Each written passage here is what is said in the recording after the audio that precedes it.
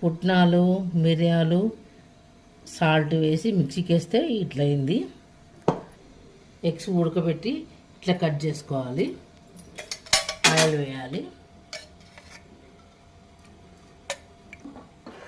ఇప్పుడు ఎగ్స్ వేయాలి.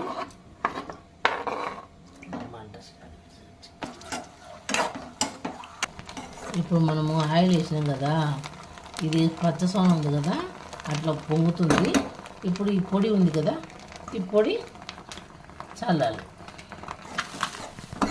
ఇప్పుడు పొడి కలిపినాం కదా, ఈ పొడి పిల్లలు తింటే దగ్గు, జలుబు అన్నీ తగ్గుతాయి. ఇప్పుడు స్టవ్ ఆఫ్ చేయాలి. ఇప్పుడు ఇది అన్నంలోకి కానీ, చపాతీలోకి కానీ, పూరీలోకి కానీ దేనికైనా బాగుంటుంది. వారానికి 2 సార్లు పిల్లలు చేసి పెట్టండి. పిల్లలకు